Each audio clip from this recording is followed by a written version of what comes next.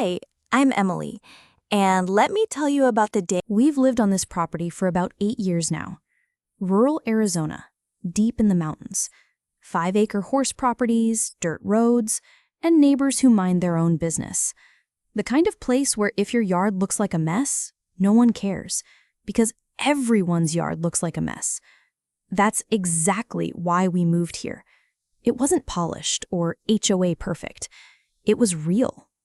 Scrap metal piles, old trucks on blocks, sheds that leaned just a little too far to the left.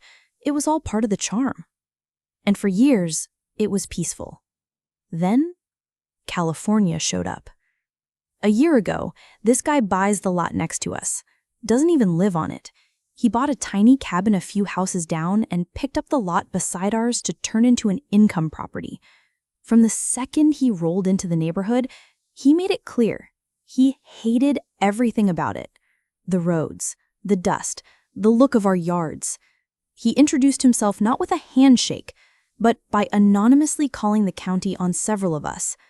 Code violations, junk complaints, all kinds of nonsense. How do I know it was him? Because he bragged about it. Stood there, smiling like he just won a medal for tattling, telling people how he was cleaning up the area. That's how the inspectors ended up out here in the first place. And that's just where it started. Now, we had a fence post, just one, that marked the approximate boundary between our lot and his. We never surveyed the land officially. That post had been there since forever, a kind of rough estimate line that just became permanent over time. We weren't fencing off anything aggressively. It was just there. And yes, one of our vehicles, the very tip of it, was brushing the boundary. Not over it, not parked across the line, just touching. But that wasn't good enough for Mr. California. He came storming over one day, red-faced and yelling, threatening to have our car towed because it was on his property. Mind you, there's no house on his lot, just dirt and trees. He was absolutely livid over maybe 6 inches of encroachment. But hey, fine. He wanted to make a thing out of it, we'd make it a thing. So we hired a surveyor, a professional, paid the money, waited for the flags and markers and maps. And guess what? That property line he was so precious about, it wasn't where the fence post was. It was 20 feet deeper into his property. Let me say that again. 20 feet. Not 6 inches, not a foot. 20 solid feet of land he didn't even realize was his, and we weren't anywhere near it. Suddenly, his little tantrum about boundaries didn't look so smart. But it gets better. See, before there was a fence, this guy had already come onto our property by a good 40 feet to examine our scrap metal pile. That's right, he trespassed well past the actual property line just to snoop on our yard. We caught it on our security camera, full-on video, and when we texted him to confront him about it, he exploded. Didn't apologize, didn't deny it, just got even angrier. Said he was mad he'd bought land next to what he called a junkyard, our place. He was furious that we had a few old cars in various states of disassembly and piles of usable scrap. You know, stuff you keep around when you live in the country and know how to fix things yourself. The funniest part, he bought that land after it was already clear what kind of neighborhood this was. The neighbors on the other side of his lot, they've got pigs. And their yard is even messier than ours.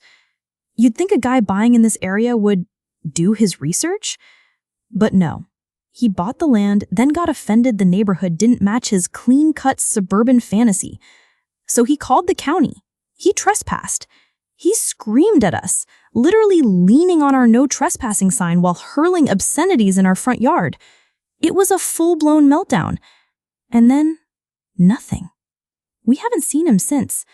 A few weeks after the survey, our cameras caught him again, this time sneaking around, observing the new survey markers in the ground. He looked dismayed, like reality finally smacked him in the face. He disappeared after that. Didn't try to talk to us. Didn't call the county again. didn't demand we move our vehicle. We think we might have actually run him out of the neighborhood. The people on the other side of his lot, they had their own run-in with him, the pig farmers. The woman over there had it so bad, she ended up getting a restraining order against him. No joke.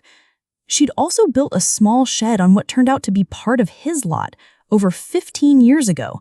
And under Arizona's adverse possession laws, that shed might legally become hers. So now he's dealing with 2 property disputes, both of which he's likely to lose, all because he thought he could pull into a rural community and start barking orders like a city cop in a Western movie. It's funny how it works. He came in demanding respect, trying to force people to fit his image of what the neighborhood should look like. And in the process, he lost 20 feet of his own property to his own ignorance, possibly his entire shed to the law, and the distinction of being the guy no one in the entire neighborhood wants to deal with. He thought he could scare us by threatening to tow a car. Instead, we took 20 feet of his future Airbnb, and we didn't even raise our voices. Moral of the story? When you move into a rural neighborhood where people fix their own cars, keep livestock, and use scrap metal like gold, you learn real quick. We may be quiet, but we're not weak. You want respect? You earn it. You want peace? You offer it. You want war? Well, we'll give you the legal version, with receipts and flags in your yard. So, to Mr. California, thanks for funding our land survey. Thanks for inspiring our new fence. And, most of all, thanks for leaving. Hope the city takes you back.